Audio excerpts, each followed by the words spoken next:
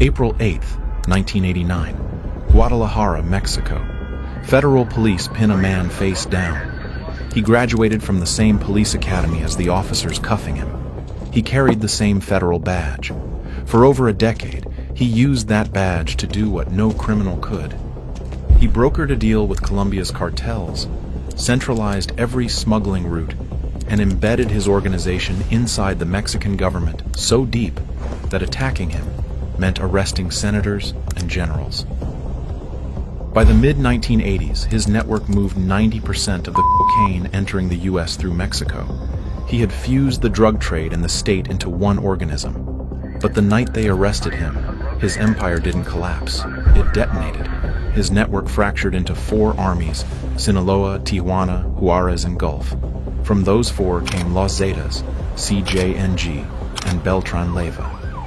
Every cartel that has terrorized Mexico for 35 years traces back to one man.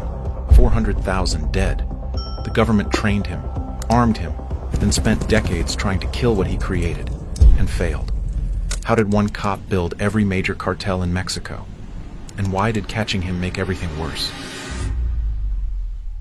Miguel Ángel Félix Gallardo enters the Federal Judicial Police Academy in Sinaloa in the late 1960s. He is young, sharp, and, by every early account, genuinely eager to serve. What greets him inside the PJF is not a law enforcement agency. It is a franchise operation running on bribes instead of budgets. Every regional commander manages his territory like a toll booth. Marijuana growers in Sinaloa pay their local chief a monthly tax. Heroin runners in Jalisco pay theirs. Gulf smugglers in Tamaulipas funnel cash to another. Cocaine, cannabis, and poppy paste glide north toward the United States, while pesos flow south into the pockets of men who wear the same uniform Gallardo just buttoned for the first time. He does not stumble into corruption.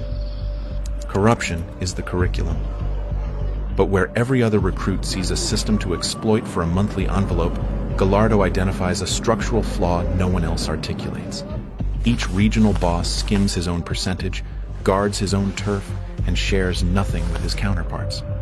No one coordinates shipments across state lines. No one pools intelligence about American enforcement patterns.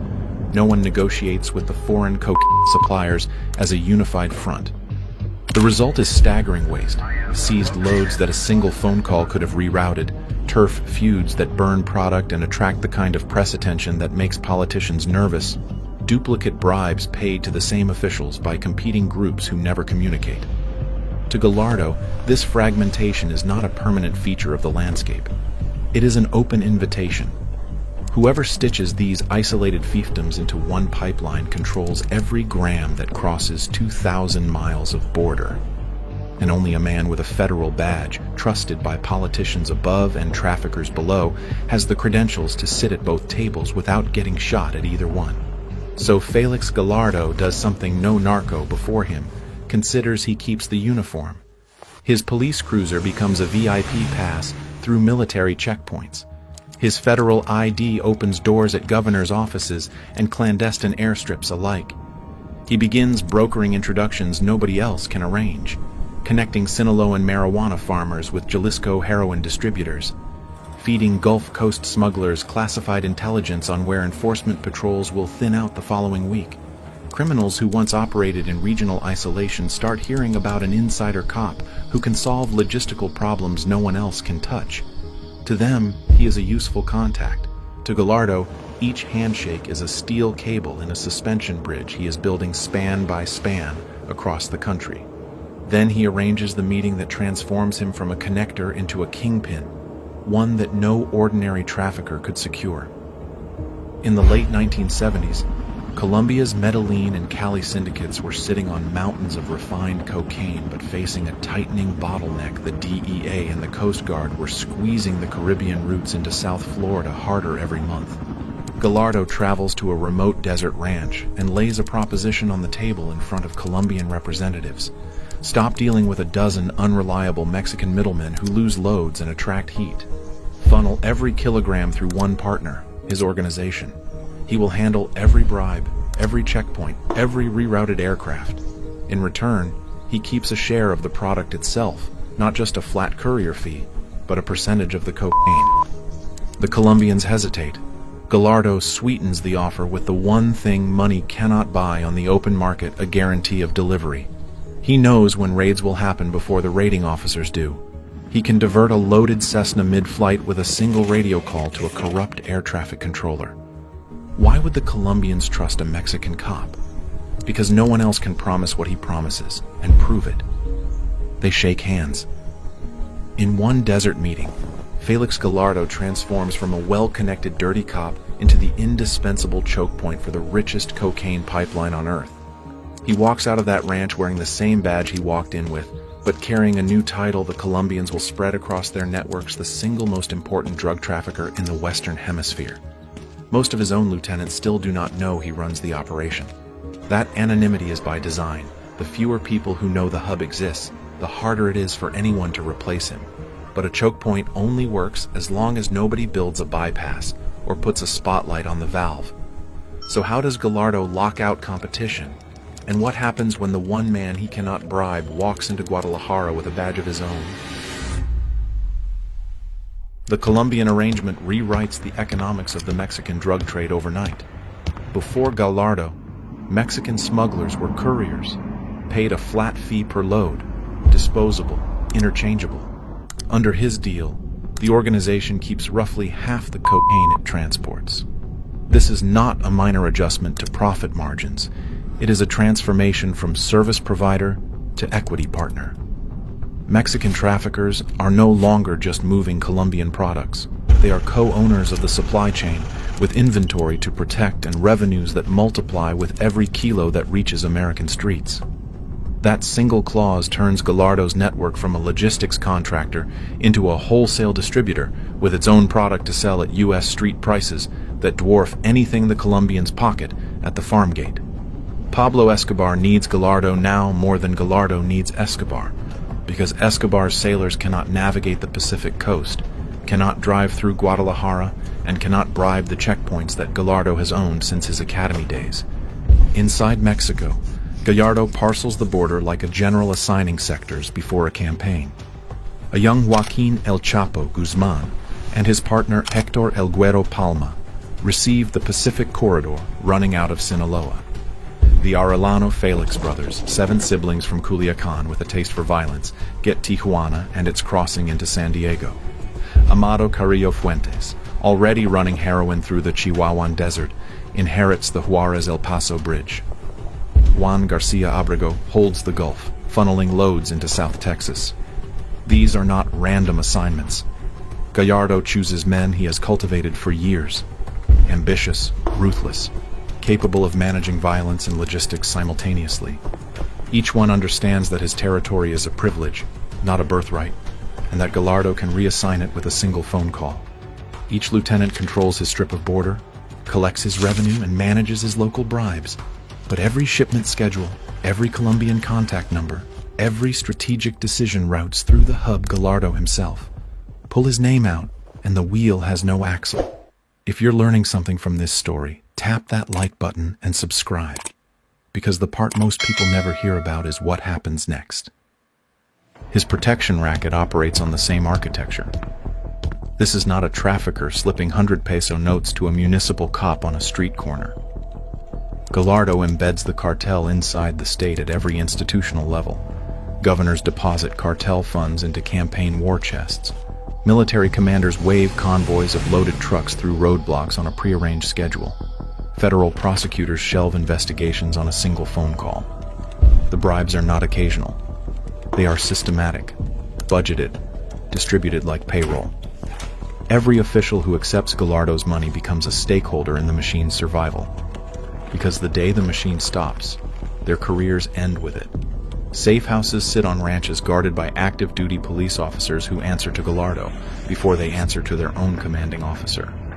Attacking the cartel now means raiding a senator's office, arresting a general's aide, subpoenaing a governor's personal bank records. Gallardo has made his organization and the Mexican government share the same circulatory system, so that cutting one bleeds the other dry. By the mid-1980s, This fused machine handles an estimated 90% of the cocaine entering the United States through Mexico. American analysts know something enormous is moving products across the border, but every intelligence thread points at government officials, not street-level criminals. The operation looks less like a cartel and more like a classified government program. DEA field reports describe a shadow bureaucracy where traffickers hold government meetings, government officials manage cartel logistics, and the line between the two has been erased so completely that wiretaps cannot distinguish which side of the conversation belongs to law enforcement and which belongs to the criminals. It appears untouchable until the DEA assigns an agent to Guadalajara who treats untouchable as a personal dare. His name is Enrique "Kiki" Camarena. He arrives in 1984 with a family, a stack of open case files, and a habit that terrifies Gallardo's entire protection network. He cannot be bought. Not for any price. Gallardo's lieutenants have bribed judges, generals, and cabinet ministers, but they cannot bribe a man who measures success in arrests, not deposits. What exactly does Camarena discover when he starts pulling threads, and why does his investigation force Gallardo into the one decision that will crack his empire from the inside out? And when the one man who cannot be bought walks into a city where everyone has a price, what does Gallardo do when bribery stops working? Enrique Camarena operates like a man who has not read the unwritten rules. In Guadalajara, DEA agents are quietly expected to file reports, attend embassy receptions, and avoid stepping on the PJF's operations. Camarena files his reports too, then acts on them. In November 1984, he feeds intelligence to a joint Mexican-American strike team that guides helicopters to El Búfalo, a marijuana plantation carved out of the Chihuahuan desert near the town of Jimenez. The ranch sprawls across 1,000 irrigated hectares, fields so vast that aerial photographs show geometric crop rows stretching to the horizon. 10,000 workers tend the plants. When the rotors flatten the crop, they destroy an estimated $8 billion worth of high-grade cannabis in a single afternoon, roughly half the world's premium marijuana supply at the time. The raid embarrasses every official who knew the ranch existed and looked the other way, which is nearly all of them. Camarena has just torched the single biggest cash crop in Gallardo's portfolio and exposed the protection network guarding it, all in one operation. Back in Guadalajara, Camarena keeps pulling. He maps payoff chains, which PJF commanders authorized, which shipments, which state officials signed permits for which clandestine airstrips, which military units waved which convoys through. Every thread he tugs leads upward, past Rafael Caro Quintero's marijuana empire, past Ernesto Fonseca Carrillo's logistics wing, and straight toward Felix Gallardo. Camarena begins to grasp the true shape of the thing he is investigating. It is not a gang. It is an organism wired into the government itself. If he follows it far enough, the names that surface will include senators, generals, federal prosecutors, and possibly cabinet-level officials. For Gallardo, this is not a nuisance. It is extinction. The moment those names leak to Washington, every politician on his payroll will flip overnight to save themselves, and the protection architecture, the real product Gallardo sells, collapses within a week. Gallardo faces a binary choice, and both options carry catastrophic consequences. Let Camarena continue his investigation, and the entire web of complicit officials unravels, taking Gallardo with it. Eliminate Camarena, and he shatters the one unwritten rule that has kept American retaliation at arm's length for decades: you do not kill a DEA agent. That rule is enforced not by treaty, but by something more reliable: the certainty that Washington will burn political capital, shut down border crossings, and squeeze the Mexican government until someone pays in handcuffs or blood. Gallardo runs the calculus. Losing his protection network is the faster death. He gives the order. February 7th, 1985. Camarena walks out of the U.S. consulate in Guadalajara at 2 in the afternoon, heading to a lunch date with his wife. He never arrives.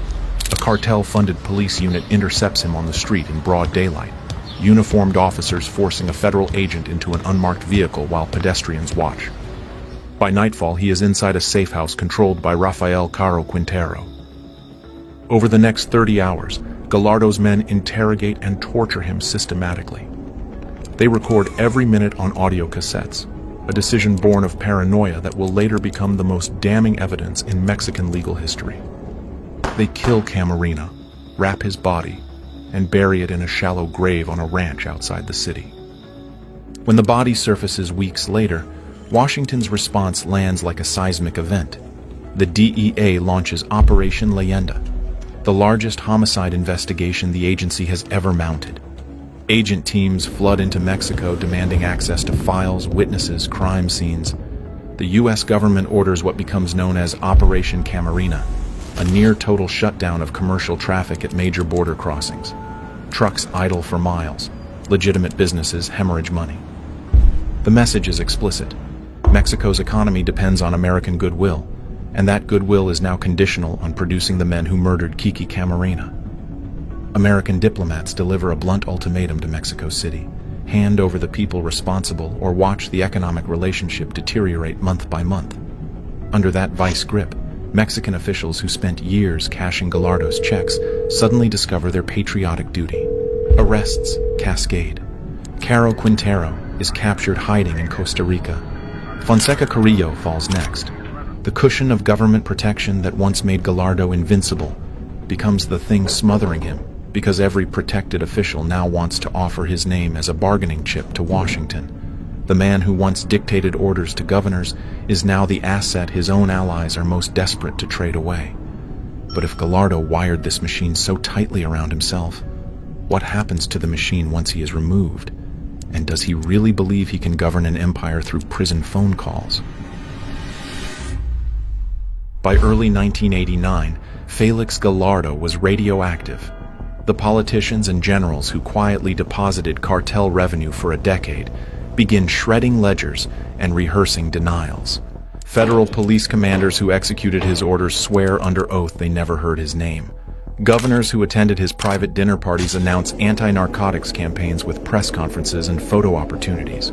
None of this is justice. It is a survival theater staged to satisfy Washington before the trade sanctions bite any deeper. Every official who profited from Gallardo's network now needs him arrested more than the DEA does, because his continued freedom is a living indictment of their complicity. April 8, 1989. Officers arrest Félix Gallardo at his Guadalajara home. The symmetry is bitter and precise: a man trained by the state to enforce the law, handcuffed by the state he corrupted, sacrificed by the state to appease a foreign government. His capture is not a victory over drug trafficking. It is a hostage exchange, one kingpin for continued American cooperation. The pipeline he built remains fully operational. Only its operator has changed. Washington celebrates. Mexico exhales. And the cocaine keeps flowing north as if nothing happened. Even from a cell, Gallardo believes he can hold the center. He instructs lawyers to convene his lieutenants for a summit. At a meeting reportedly held in Acapulco, he draws lines on a map of the border, formalizing the territories he once managed through personal authority alone. Tijuana stays with the Arellano Félix brothers. Juarez stays with Amado Carrillo Fuentes. The Gulf Corridor remains under Juan Garcia Abrego. The Pacific Sinaloa route passes to El Chapo and El Güero Palma, with Ismael El Mayo Zambada rising beside them as a quiet but formidable partner. Gallardo's instruction to each lieutenant is to clean, hold your corridor, maintain discipline, avoid attracting American attention, and route all inter-corridor communications through me. He envisions himself as a constitutional monarch governing through telephone calls, a spider still centered in a web that now stretches from Tijuana to the Gulf of Mexico. He is wrong in the way only architects of power can be wrong, by assuming the structure will honor its designer once the designer can no longer enforce a single consequence. Weeks pass. His phone calls go unanswered. His messages receive polite non-responses. His lieutenants discover that controlling a corridor means controlling its revenue stream, its Colombian supplier relationships, its local bribe networks, and its enforcement muscle. And none of those things require permission from an aging man in a wheelchair behind prison walls. Gallardo has not delegated authority. He has distributed sovereignty. Each lieutenant is now a head of state, with his own treasury, his own army, and zero constitutional obligation to recognize an emperor who cannot leave his cell. Without a central broker to arbitrate disputes and allocate Colombian supply, the borders Gallardo drew on that Acapulco map harden into front lines overnight. The Arellano Félix brothers in Tijuana spot Chapo's Sinaloa loads transiting their territory and demand a toll, a percentage of every shipment moving through their crossing into San Diego. Chapo, who considers the Pacific route his birthright under Gallardo's partition, refuses. Bullets replace negotiations. The violence is not random, it is structural. Gallardo's system worked because he could enforce cooperation. Without enforcement, cooperation becomes optional, and optional cooperation between armed rivals never lasts. Hit squads cross corridor boundaries. Bodies appear in Tijuana alleys and Sinaloa mountain roads. In Juarez, Amado Carrillo Fuentes, now nicknamed El Señor de los Cielos, for his fleet of cocaine-laden Boeing 727s, begins expanding south into corridors he was never assigned, colliding with Gulf operators moving west. Everywhere, men who shared meals and handshakes under Gallardo's roof now share only body counts. The cooperative franchise Gallardo designed collapses into a free-for-all within months, each fragment clawing for a larger share of the pipeline its creator built. What took a decade to build fractures in less than a year, and every fracture spawns another war. He arranged chess pieces across the board with surgical care, then watched someone flip the table. But the pieces did not scatter randomly. Each one landed with its own army, its own supply chain, and its own appetite for expansion. So what grows from the wreckage, and how does one arrest in 1989 produce 400,000 dead? And if Gallardo's mistake was centralizing everything under one hand, why did decentralizing it make the violence worse? Every major cartel that terrorizes Mexico over the next 3 decades germinates from Gallardo's fracture. The Gulf Cartel, now commanded by Ociel Cardenas Guillen, faces a manpower problem in the late 1990s. Cardenas recruits deserters from Mexico's elite special forces. These soldiers become Los Zetas enforcers so methodical in their violence that they redefine what a cartel is capable of. By 2010, the Zetas split from the Gulf Cartel entirely, seized territory across eastern Mexico, and introduced mass graves, car bombs, and public dismemberments as routine operational tools. A group created to protect one drug lord becomes a sovereign criminal army, traceable back to Gallardo's partition. In Sinaloa, the empire El Chapo and El Mayo, inherit from Gallardo, survives longer than any other fragment. But even blood loyalty corrodes under the pressure of billions. In 2008, the Beltran-Leyva brothers accused Chapo of betraying their brother Alfredo to Mexican authorities. The split triggers an internal war that sends assassination squads into police stations and government offices. Hundreds die in a conflict between men who once sat at the same table under Gallardo's mediation. In Jalisco, the Zetas' territorial expansion provokes a reaction that births the most dangerous cartel of the 2000s. Nemesio El Mencho, Oseguera Cervantes, assembles local defense groups into the cartel Jalisco Nueva Generación. CJONG arms itself with .50 caliber sniper rifles, armored narco-tanks, and weaponized drones.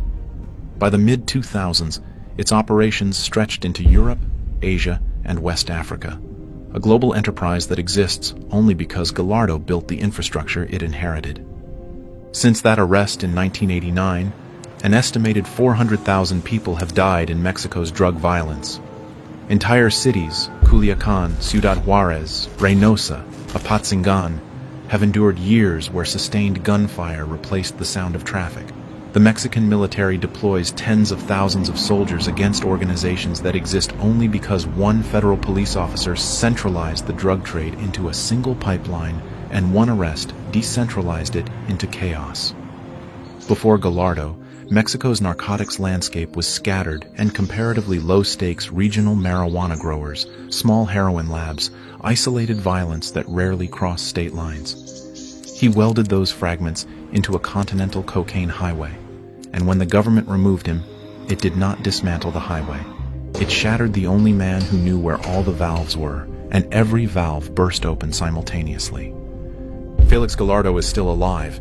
He is nearly blind, nearly deaf, confined to a wheelchair inside a Jalisco prison. He petitioned for house arrest.